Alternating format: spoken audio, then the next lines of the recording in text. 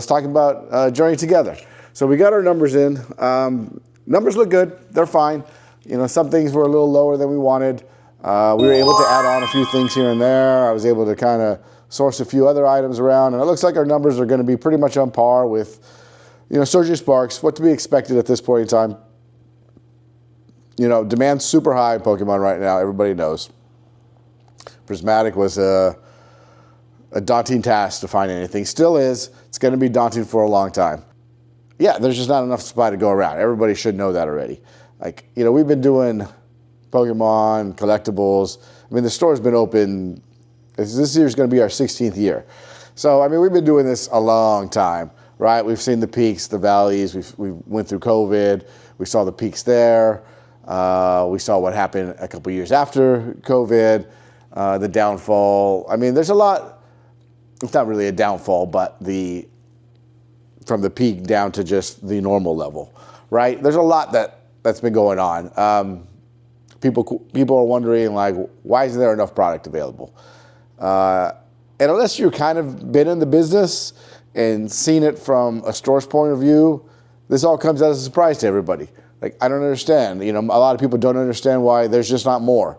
And what they don't realize is that, you know, these sets are printed months and months and months in advance. I mean, right now they're probably already done with Team Rocket. It's probably sitting in their warehouse. They got to do a lot of sorting. They got to do a lot of wrapping. They got to do a lot of figuring it out.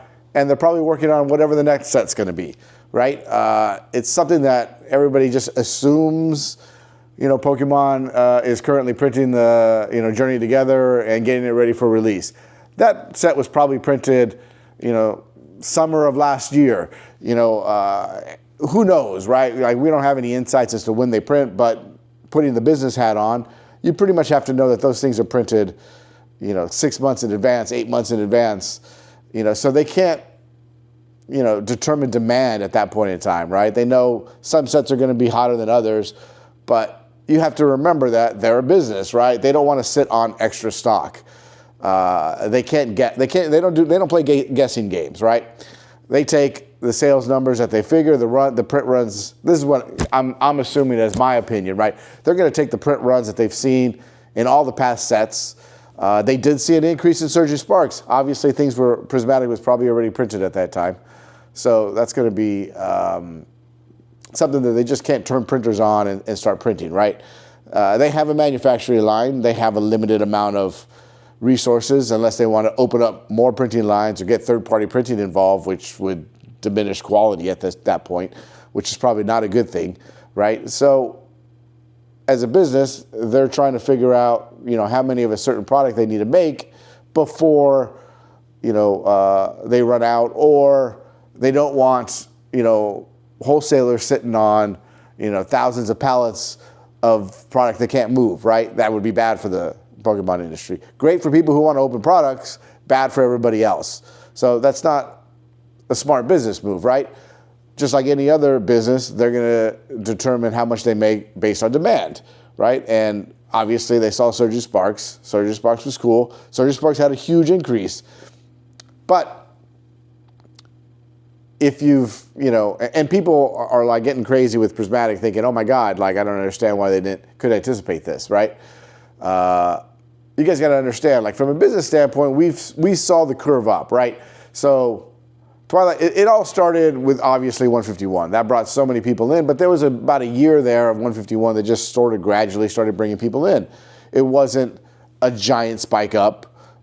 It was a small kind of steady growth, right? Then you got, you know, by the time you got to Twilight Masquerade, for instance, that's when as a store, we really started noticing, you know, the graph going like this, right? I mean, Pokemon was starting to hit its stride right around Twilight Masquerade. Twilight Masquerade for us was the first set since COVID that we've sold out of our allocation before the next set came out, right? Like a lot of the other ones, we have decent allocation. We still had booster boxes, cases of ETBs and stuff by the time the next set came out. We didn't need to order more, right? But with Twilight, first one that sold out since COVID in years, right? Then all of a sudden Stellar Crown came out. and bam, same thing happened. Stellar Crown was a decent hit. Not as fast moving as Twilight, but you know what? We sold out of our allocation within a few weeks. So obviously a really quick mover. We were able to nab a little bit more of Stellar Crown, so it was available still by the time we sold out and reloaded slightly. But for the most part, that was sold out before the next set came out. So we've gradually seen this spike up. We saw it coming. Card shows were getting busier and busier and busier. More people were coming in asking for Pokemon. And next thing you know, you hit pretty much late November, early December, and bam, you had a skyrocket, right? So in the last month and a half, 2 months, it's just been insane. The amount of people that have come in asking for Pokemon, the amount of people who come in thinking, oh man, I got to collect this 151 set, not knowing that it's been out for over 2 years already. And they're probably they're on the tail end. They're seeing what's happening on TikTok. They're seeing what's happening at Costco. And everybody just assumes, like, why couldn't Pokemon, determine that? Why couldn't they figure out that this kind of demand was going to come? All right, well, you had Surgery Sparks. Surgery Sparks came out, and that was like an instant bam, like, sold out before the weekend, right? Like, so that could have been an anomaly. I get it. Like, the numbers were going up, everything looked good, but from a business standpoint, like, you only have one set that sold out like super fast, right? Could that have been just a Pikachu and a couple cards and a little bit of hype? You don't want to all of a sudden print 200% of your print run for the next set based on one set's release and one good release, right? Like, you need data to determine like how much you're going to print, right? So maybe Journey Beyond, it's like they're going to wait and see what happens there, see if demand is the same as Surging Sparks. If it is, then okay, maybe the next set we're going to increase 25%. I mean, if I was running a business, that's what I would do. Last thing I want to do is increase 50%, and then all of a sudden, like, this set's a dud, and we're just sitting on dead inventory for a while, and all the vendors, all of your wholesale people are upset. So, I mean, that's my take on it. Obviously, more product's going to be coming, but it's not easy, right? They can't just turn on the printers and go on, right? There's tons of sets that are being printed that need to be printed. Demand's not going down anytime soon. They got to raise print values of the newer sets. There's no time to just sit there and stop everything they're doing and turn on the printers. I mean, think about it again from a business standpoint, right? Like, they can make anything at this point in time and people are going to buy it. Anything with packs, they're going to buy it, right? What is their business incentive for printing more prismatic right now, right? They need to get the other sets out and the other sets ready. I'm sure they built in times where they can start small little print runs, but it's not going to be immediately, right? They determine demand. People are expecting, since they sent a note out, that, all of a sudden in a month there's going to be more product available. And there is. If you read that note, there's going to be more product, not ETBs and all the original stuff. There's going to be new products coming out, and there's going to be time where they can print more. It could be a year from now. You just don't know. Like, there's so much going on right now from that side of the company, so much demand in Pokemon. They can't just easily turn everything off and turn, printing for prismatic on, right? Like, from their business standpoint, they understand that everybody wants prismatic, right? Everybody wants to grab these evolution packs, but they sell it at their current cost market, no matter what they print, right? If they're printing Journey Together or they're printing prismatic, they're making the same amount of money on that side of the wall, right? So whatever they serve you and whatever you're going to consume, they're not making extra money by going back and printing prismatic. That's time wasted printing something else, right? They do want to fulfill demand, and I get it, but they're not in a hurry to just go ahead and drop everything they're doing and print more prismatic because demand's out there, right? They got to get to a safe point in printing their current sets, and then they can start working on backstock. I mean, remember, we haven't gotten a reprint of Surging. We never got a reprint of 151 for the most part. There hasn't been many reprints. There hasn't been a major reprint since the old Evolving Skies days, where they reprinted Darkness Ablaze, Vivid Voltage, Evolving Skies. Like, everybody got huge allocations. Again, you were able to order cases and cases on a weekly basis. I mean, that was the last time I saw a crazy restock, right? So sure, demand's getting to that level again, and they'll probably be able to do that at some point, but it's going to be a while. I mean, I would set my expectations lower. If you're patient, it will get there, but it's not going to be here quickly, right? Now, Journey Together, for instance, we got our numbers, right? Everybody asks us all the time, what are you going to sell it for? Is it going to be MSRP? Is it going to be higher? Is it going to be lower? Are there pre-orders available? And my answer is always this. Like, we're going to see what current market conditions are, and we're going to price accordingly. You know, we're not an LGS. We're a collectible store.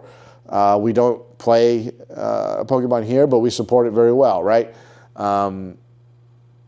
It's always a heated contention on people thinking, oh, well, you're getting product from here, you should sell it for here. There's a lot of different reasons as to why things get sold at certain items, right? We just sell at whatever the market currently dictates, right? The market dictates the price, not us.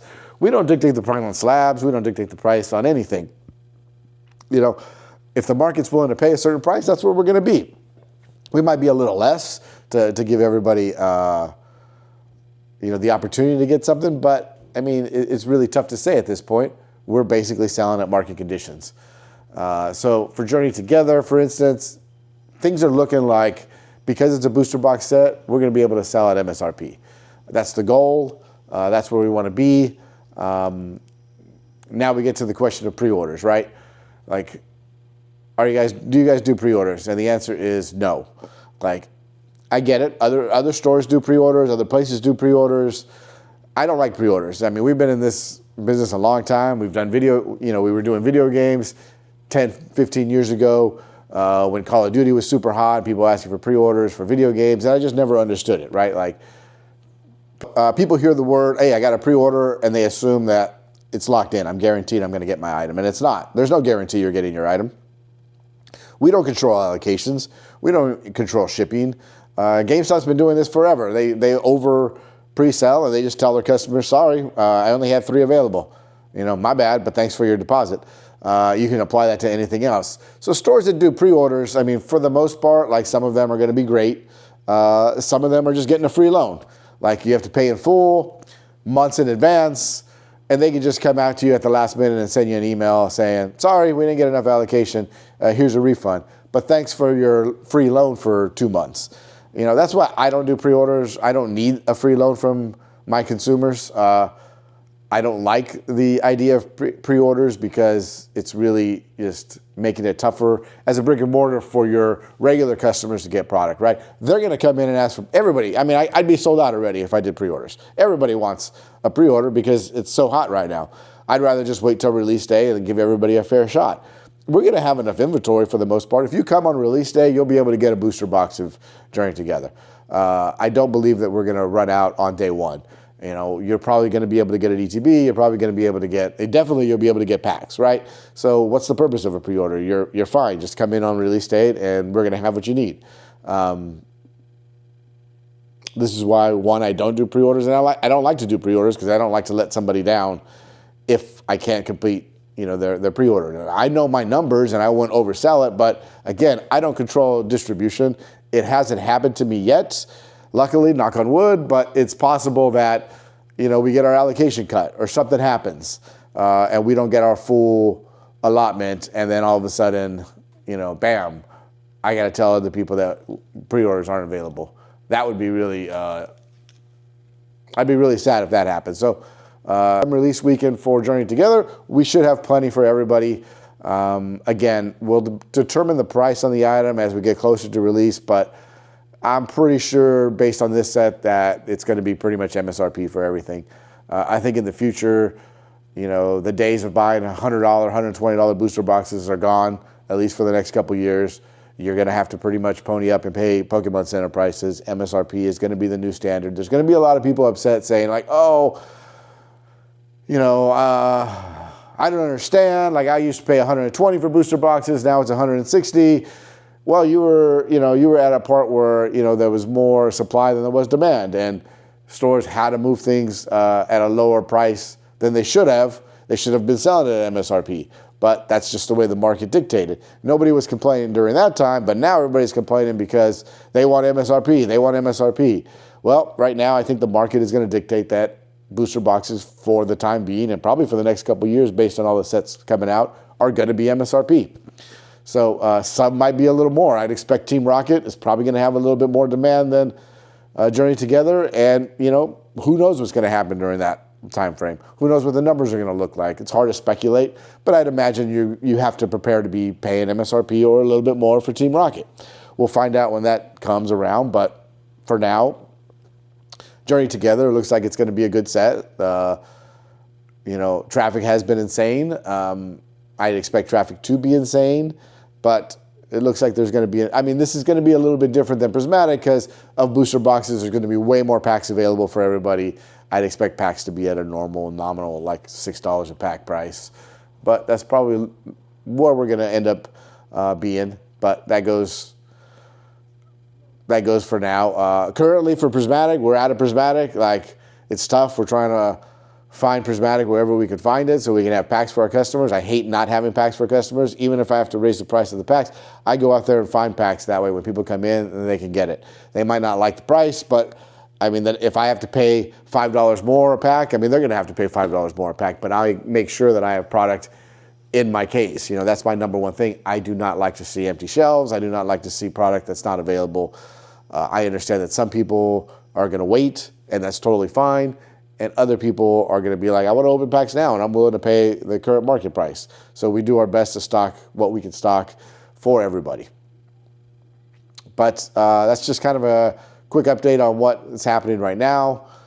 We do have, you know, we're working tirelessly to get all of our product out, to get, you know, more of our singles out for everybody. We do have a ton of singles that's been traded in, but we're just really shorthanded. We are looking to hire a full-time salary manager.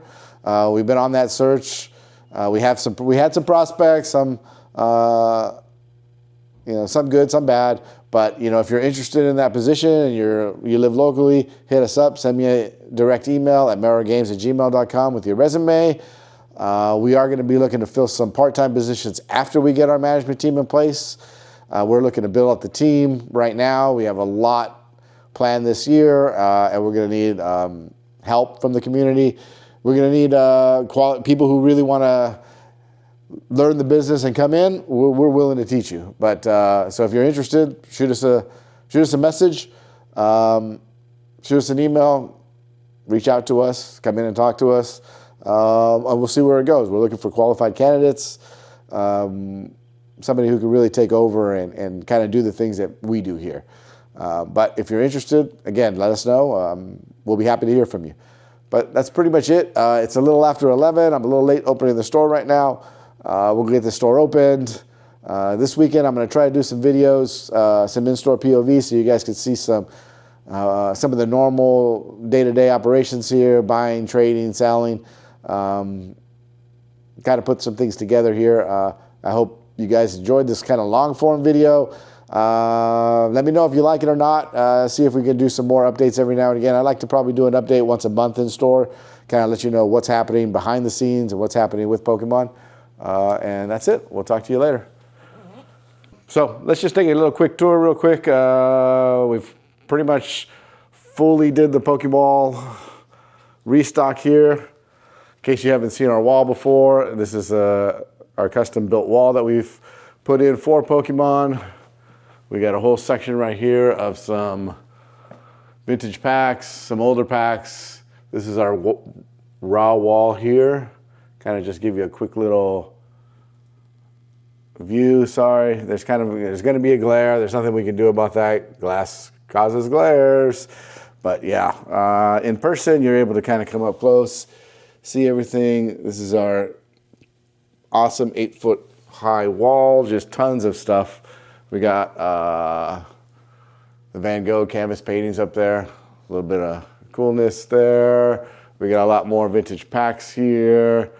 We got some base 2s, we got some Team Rockets, first editions, we got some Jungles. This is going to be more of the higher end cards here, and then our big slabs.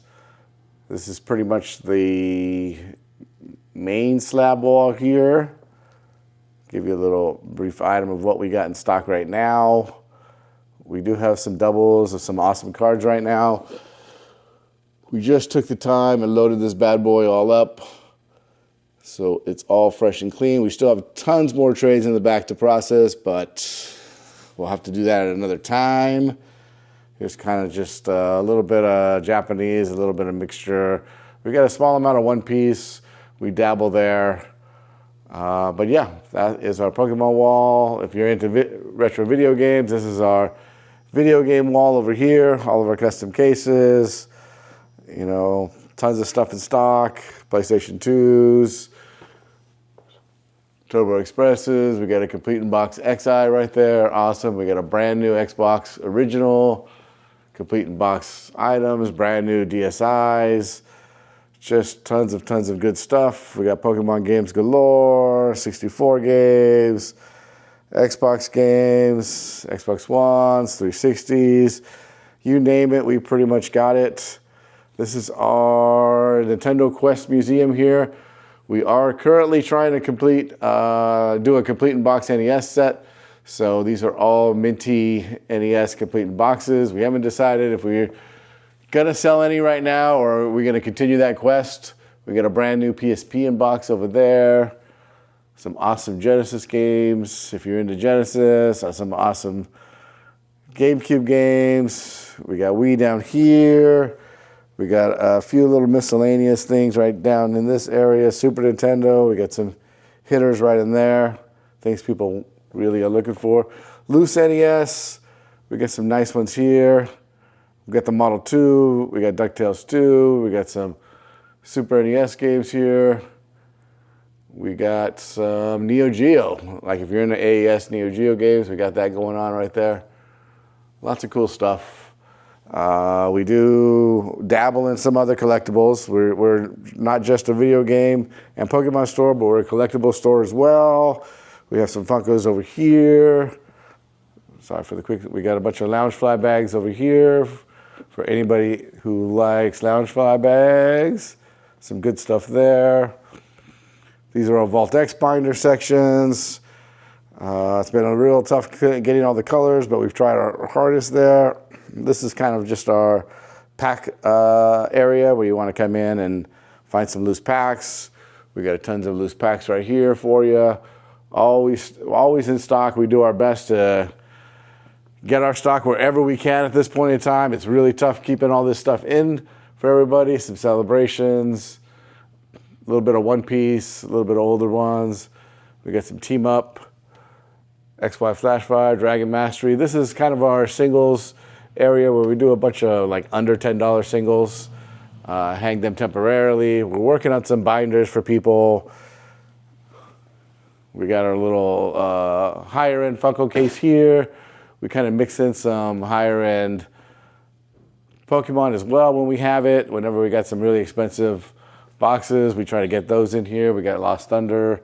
Currently right now it's really tough, complete in box stuff. And this is just kind of like the Funko area right here. You know, a little bit of Funkos. You know, trying to do a little bit of something for everybody. We got some Chinese 151 magnet sets right here. And this is just kind of like our quick temporary terrestrial, a few little Black Series figures, but that's about it.